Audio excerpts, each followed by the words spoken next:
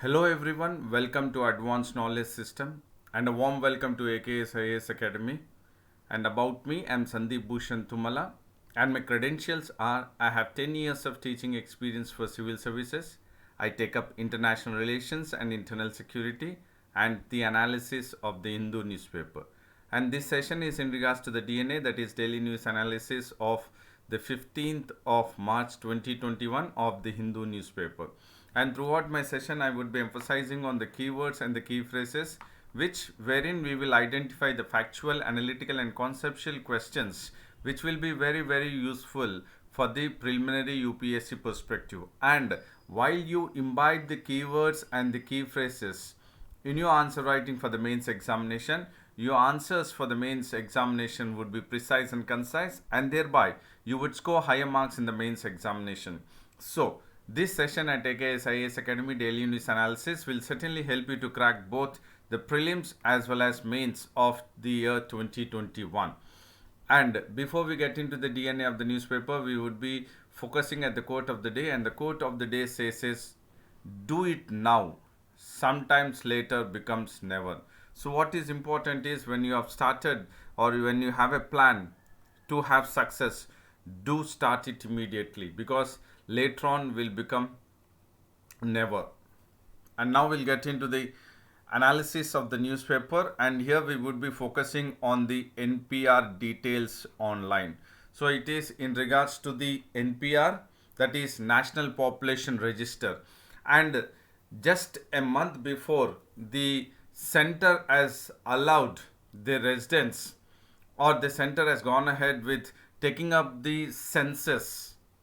Now the center is allowing the residents to fill the NPR form, that is the National Population Register form, on their own, and that too through an online mode. So this is the main analysis what we would be focusing in our DNA of today's, that the center has come up with allowing the residents to fill in the NPR form on their own through the online mode. And once they fill in the online mode, that is the NPR form through the online mode, then the residents would get a reference code, and that reference code they can mention whenever the field enumerator visits the concerned house. So what is important is here registering, or the residents filling the NPR form through the online and thereby getting a reference mode, and then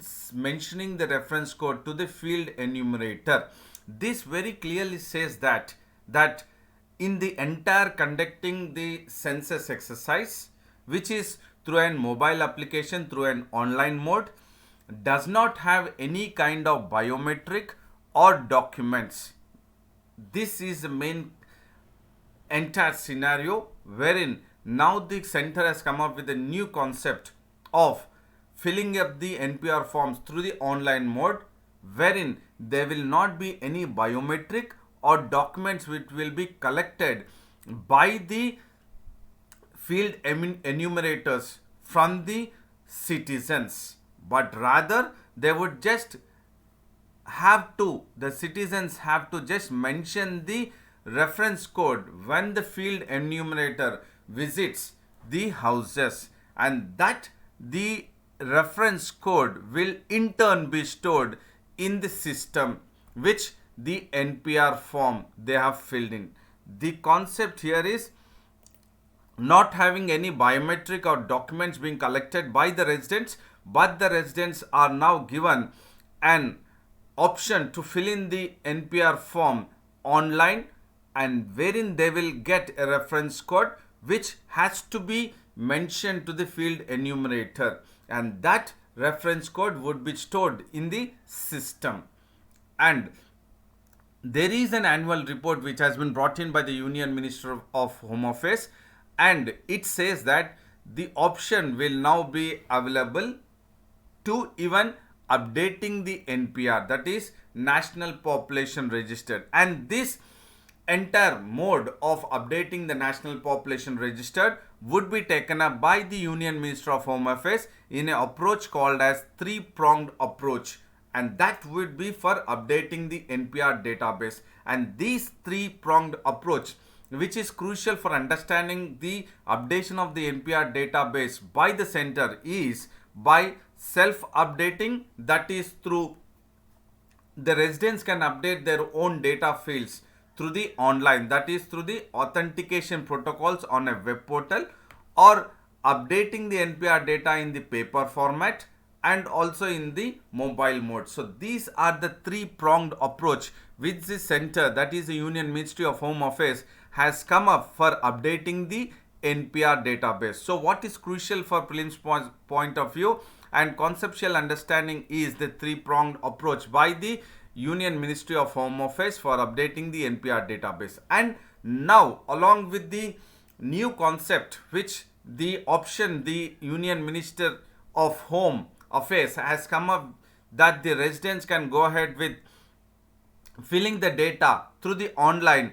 Now we would focus at the various list of phases which the government has come up, that they would be updating the census exercise and also the updating the NPR. So we will focus at the various phases which the government was actually in the mode of scheduling the phases. And the first phase of decennial census exercise, that is of house listing and housing census, and along with the updating of the NPR by the central government, which was scheduled to be held from April 1, 2020, but it was postponed indefinitely because of the COVID-19 pandemic situation wherein the country has experienced and the globe has experienced in the year 2020. So the first phase was to be scheduled from April 1st, 2021, and the second and the main phase of the census, which the population enumeration, was to be concluded by March 5th, 2021. But now we have seen that the government has come up with a new concept that the residents can go ahead with filling up the data through the online process.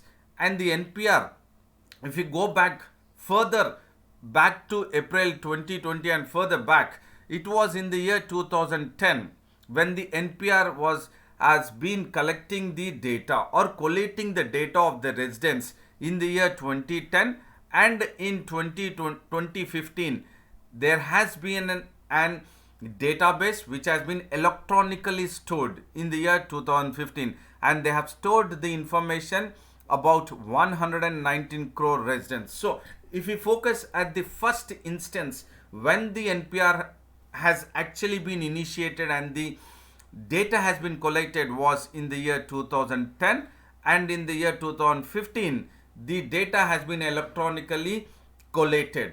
And in regards to the decennial census exercise, it was supposed to be scheduled on April 1st, 2020 and to be concluded on March 5th, 2021. So this is a sequence, how the NPR has been taken up by the government, central government, that they would take up the entire data of the residents.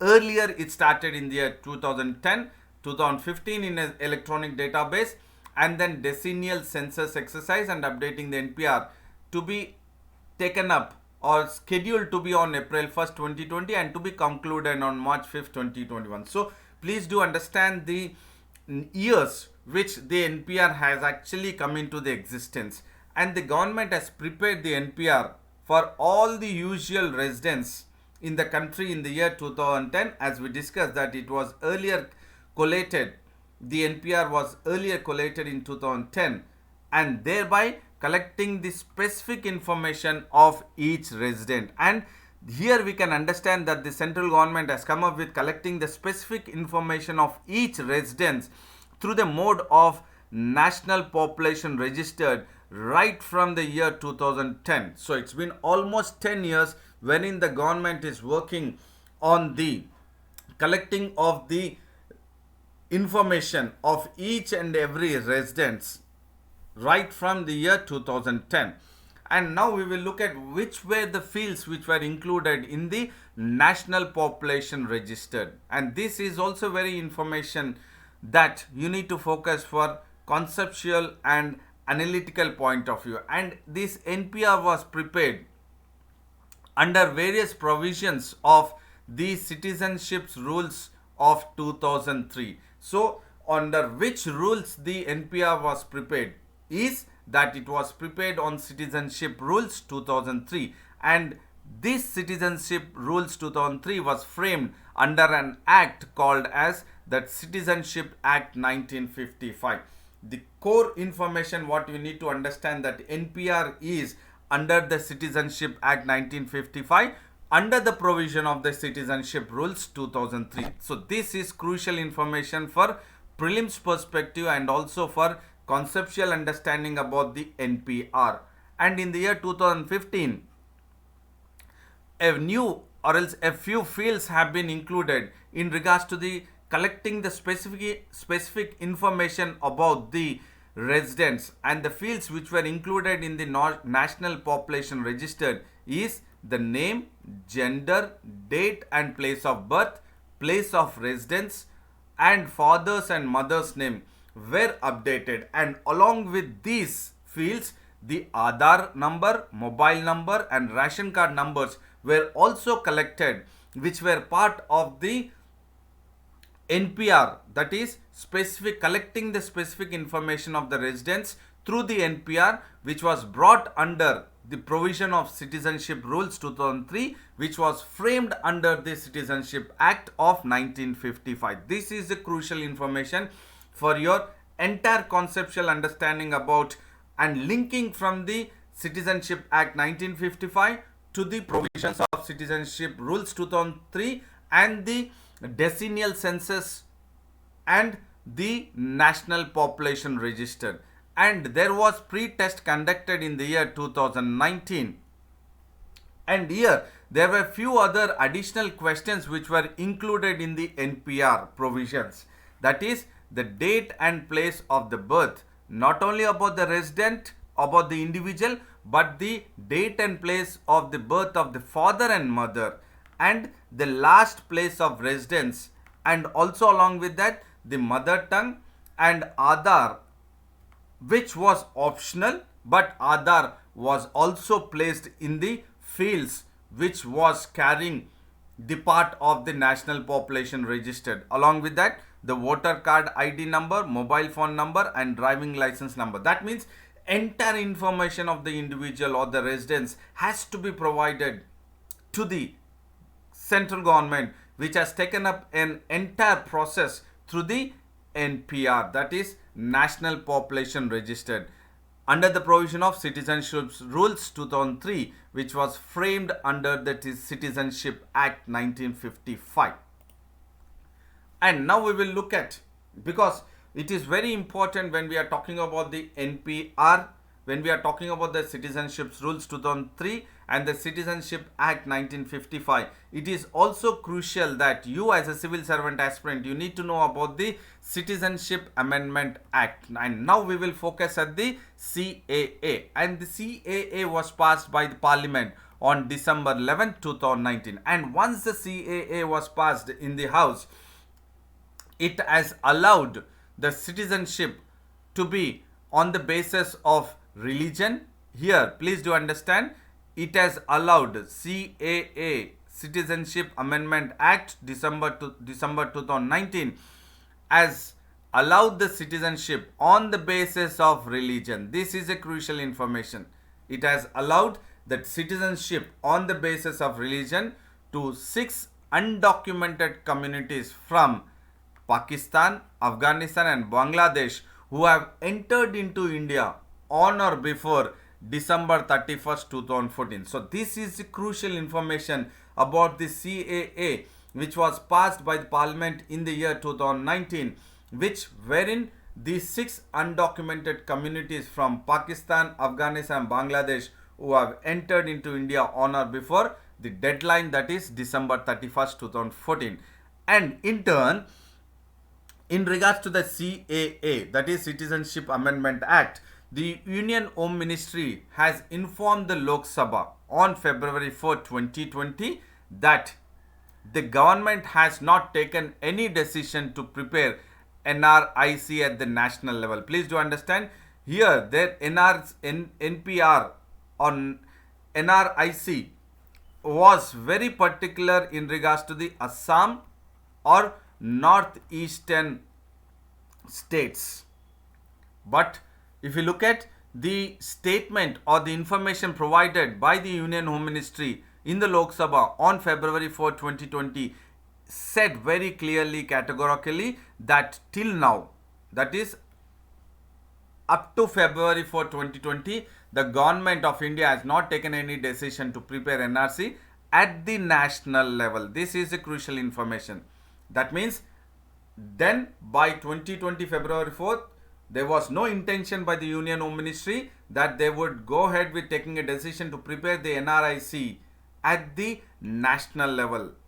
And in March 2020, the ministry has filed an affidavit with the Supreme Court that the preparation for NRC is a necessary exercise. For what? For any sovereign country for mere identification of citizens from non-citizens. So what was the importance of the Home Ministry or Union Home Ministry filing an affidavit in the Supreme Court was to identify the citizens from non-citizens. What is necessary for identification of the citizens from non-citizens is to make sure that any sovereign country has to identify the citizens from non-citizens, and that is why the government has come up or arguing that the necessity of the preparation of NRC.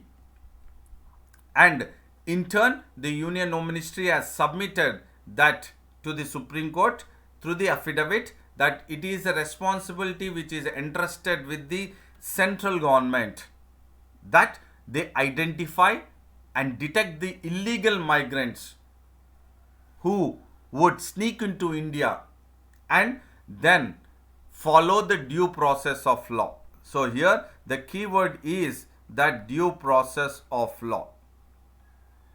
This is a crucial information that the Ministry of Home Affairs has said that once they will identify and detect the illegal migrants, they will follow the due process of law to identify the citizens from non-citizens, so that it is a necessary exercise for any sovereign country, and that too country like India.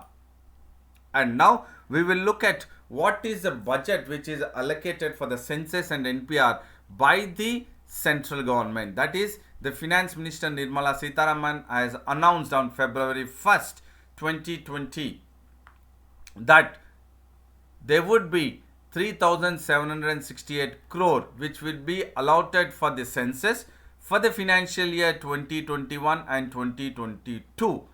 But if you look at the other side for NPR, please do understand it is been allocated for census, decennial census. But for the NPR, National Population Registry, there was no separate budget in the fiscal year, but there was allocation or approval of 3,941.35 crore for updating the NPR in the year 2019 and 10. Please do understand here, the financial year 2019 and 10, there was an approval of 3,941.35 crore. But if you look at for the year 2021 and 2022, it was allocated for the census. And the one who is responsible for conducting the NPR is the Registrar General of India, and he is the one who is conducting the field trials of the first phase of the census and also the NPR. And this is now through the mobile application, that is through the online, and which would be taken up in the blocks, wherein each block would be comprising of 50 to 60 households, and this conducting of the field trials of the first phase of the census and the NPR would be conducted in all the states and union territories. So we are focused at what is the NPR and the annual report and the three-pronged approach taken up by the government, and the list of phases right from 2010, 2015 and then from 2020, and which was supposed to be concluded by March 5th, 2021. And we have also focused at what were the fields which were included in the NPR, which was prepared under the Citizenship Rules 2003 under the Citizenship Act 1955. And then we have also focused at the CAA, which was passed by the Parliament in the year 2019. And we have also focused at the budget which was allocated for census and which was approved for the updating of NPR in the year 2019-20. And now we will focus at the another news, that is a committee has been reconstituted for mythical or Saraswati River, which the Archaeological Survey of India on March 10th has issued a notification, and this notification is for reconstitution of the advisory committee. So this is a committee which has been reconstituted for the multidisciplinary study of the river Saraswati. So this is very crucial information, because we need to know that how the ASI is looking into the river Saraswati, and the center has reconstituted an advisory committee so that the committee will chalk out a plan for studying the mythical Saraswati River for the next 2 years, because the earlier committee which was set up was in the year 2017 and it was for a tenure of 2 years. The advisory committee was for a tenure of 2 years, and the term has been ended in 2019. And now the Archaeological Survey of India on March 10th has issued a notification for reconstitution of the advisory committee for the multidisciplinary study of the river Saraswati.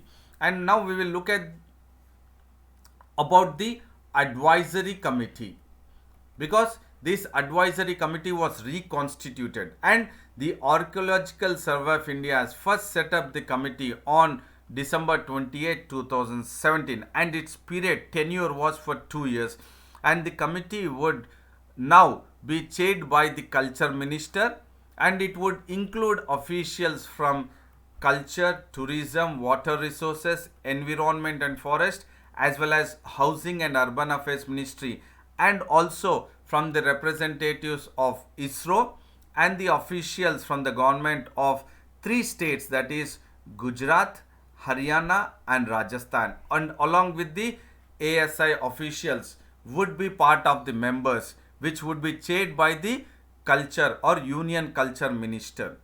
And this is again crucial for prelims perspective, that the committee which is on the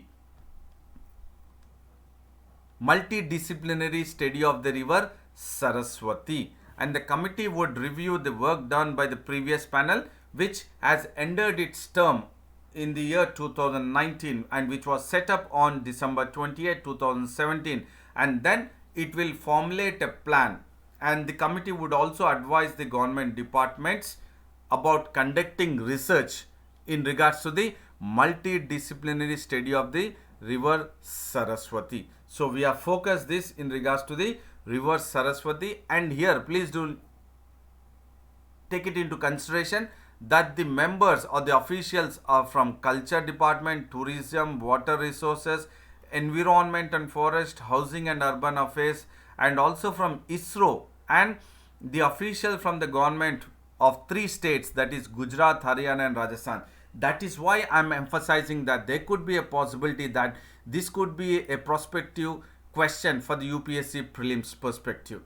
And we will now look at the another news, which is in regards to the pollution linked to virus spread. And there is a necessity that the Union Health Minister, that is Harshvardhan, while he was inaugurating the new green campus at the ICMR's National Institute for Research in Environmental Health, has said that there is an evidence which is suggesting that there is a link between the virus spread to the pollution.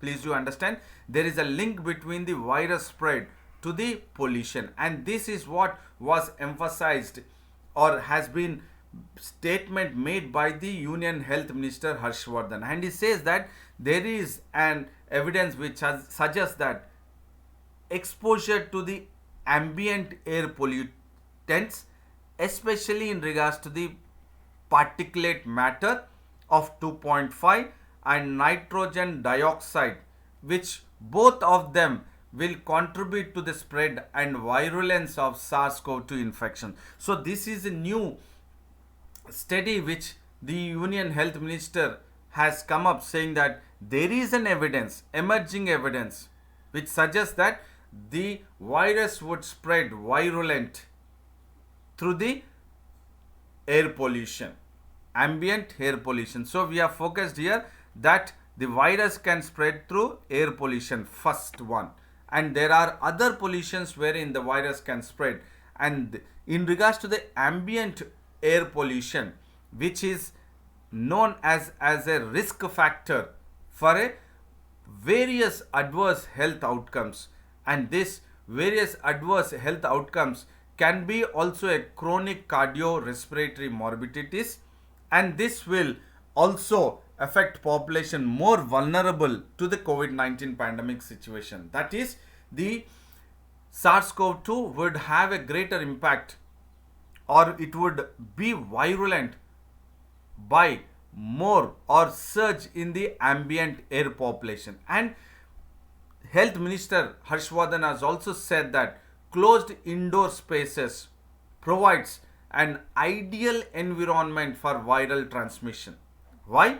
Because as there is lack of ventilation in the closed indoor spaces, there would be a chance of the absence of ultraviolet rays, and once there is an absence of the ultraviolet rays, this will activate the virus and there is more chances of viral transmission. So what is necessary is that let the closed indoor spaces be opened up for the ultraviolet rays, and once the ultraviolet rays is present in the houses or in the space, so that will dilute the viral particles, and it will, that is ultraviolet rays will inactivate the virus and it will stop the viral transmission. This was a statement made by the Union Health Minister Harshvardhan, and he also made it very clear that the WHO, that is World Health Organization, has reported in the year 2018 that 91% of the global population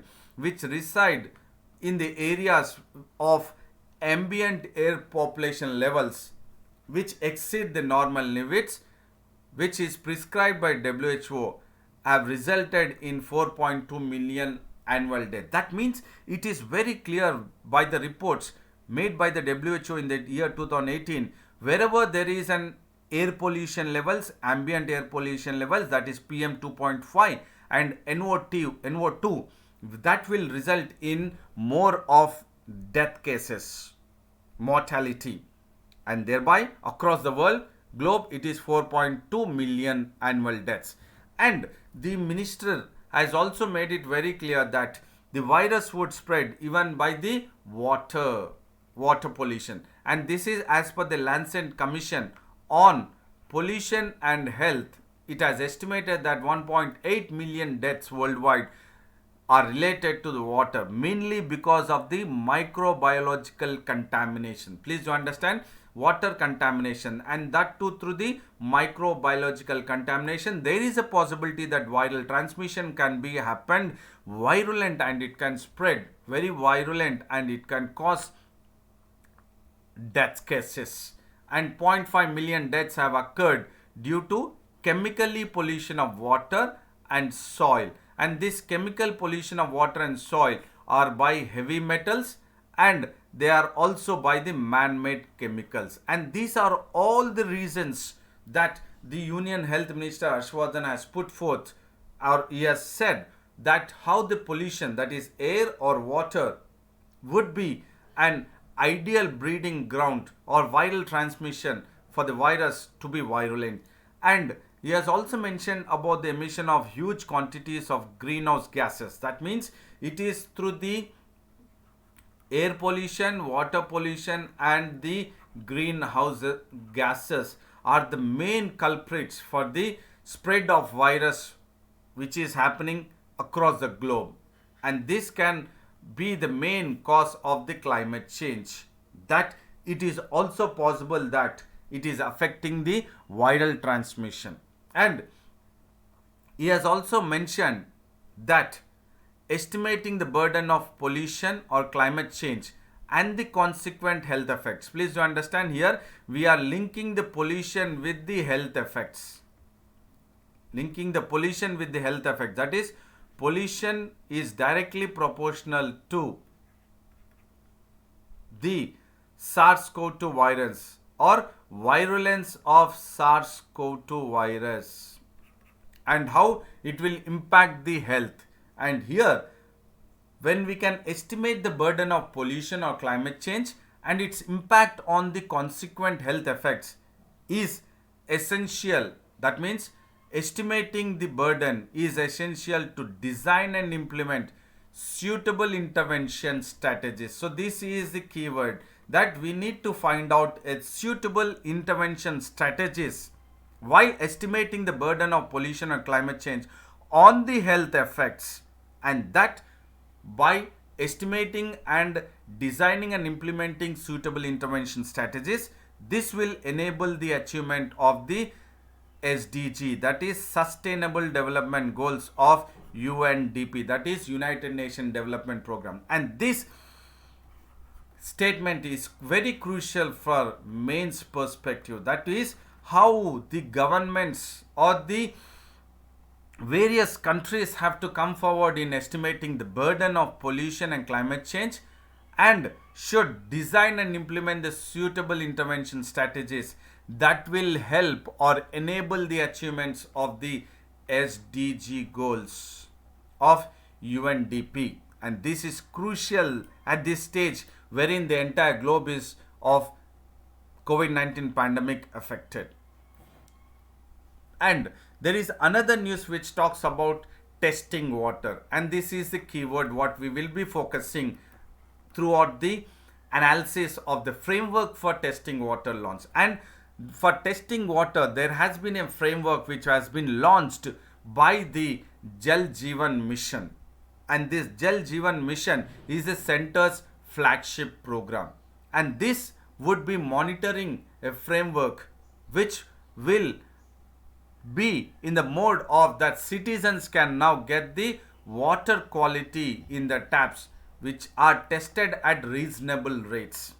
So what is very crucial here is that we would be getting water or the quality of water in the taps, and those quality of water would be tested at a reasonable rates by the Jal Jeevan Mission. This is a crucial keyword, under which mission the citizens would get the water quality in the taps tested at a reasonable rates. That is Jal Jeevan Mission. And the Jal Jeevan Mission, which is the center's flagship program, and the center will use the information management system which is modeled on the COVID-19 testing framework. And here the samples would be tested by the members of the public as well as the government officials, and once these samples will be tested by using the information management system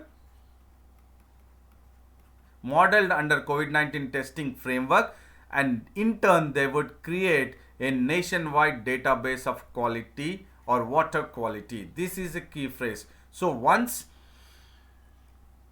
these samples will be tested, that information would be created as a nationwide database of quality, water quality. Please do understand, here we are talking about database, we are talking about data, and what is crucial in the forthcoming generations in India and across the world is data, and data will be crucial in all the organizations or in day out of our lives across the world. What would be the only word which will be crucial is data, data information, data knowledge, and that is what the Jal Jeevan Mission would go ahead with, sampling or testing the samples, and would create a nationwide database of water quality. And what we have here in regards to the water testing laboratories which are certified.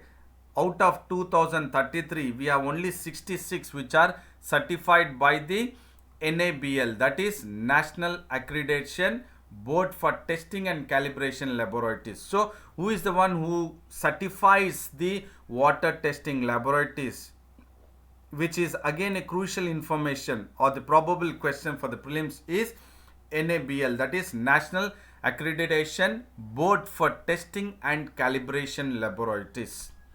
And in regards to the a mandate, or which is a compulsory for a network of NBL accredited labs, is about drinking water quality testing, about monitoring and surveillance framework and guidelines are the one which are mandatory by the NBL, and this would be set up in every state, district and block over the next few years.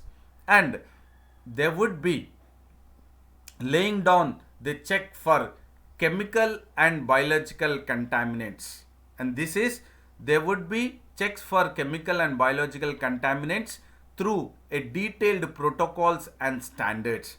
That is, a detailed protocol and standards would be laid down to check the chemical and biological contaminants, and this is as per 2018 assessment which is been taken up by the Central Groundwater Board. So this is again a keyword, that when we are focusing on the quality of water, which are the institutions or organizations which are part of the drinking water quality testing, monitoring and surveillance framework and the guidelines, is NABL and the Central Groundwater Board and Jal Jeevan Mission, and the state, and that too along with the block, district and the states.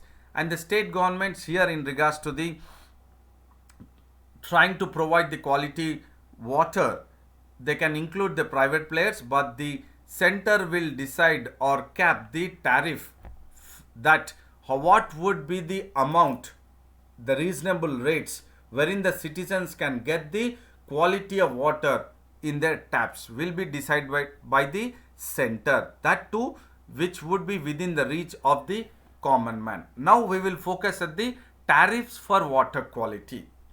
So we will focus at the what the central government or the Jal Jeevan Mission, by going ahead with the information management system, would provide or would create a nationwide database quality, water quality, would go into testing of pH level of water, turbidity of water, alkalinity and hardness.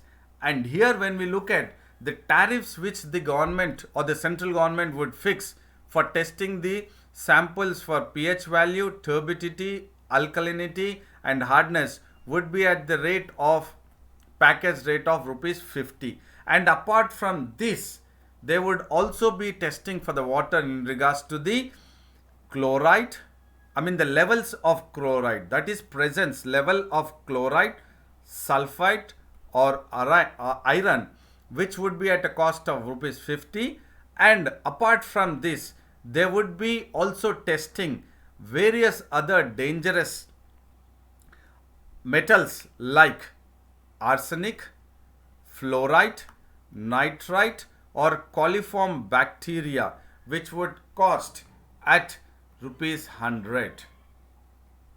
And all this package would be for a 16 water quality parameters. If you want all the 16 water parameters to be tested, then it would be costing around 600 rupees. So this information, tariffs for water quality, is very crucial for prelims as well as the mains conceptual understanding that how water is tested. Water is tested on the samples pertaining to pH value, turbidity, alkalinity, hardness, chloride, sulfate or iron, and also about looking into the dangerous arsenic, fluoride, nitrite or coliform bacteria is being attested. And the time taken for the chemical test would be of 24 hours and the time taken for biological contamination would be of 48 hours. And this is again crucial for the prelims information. That is, what is the or which among the following statements are incorrect? So the time taken for chemical test is not more than 24 hours, and the time taken for biological contamination testing is within 48 hours, and this is the right answer. And all the results of testing would be fed into the water quality information management system, and this is the key phrase wherein the entire information about the testing of the water would be fed or would be created into the system called as water quality information management system, which we have looked at database or looking into or focusing or pronouncing it as a nationwide database of water quality.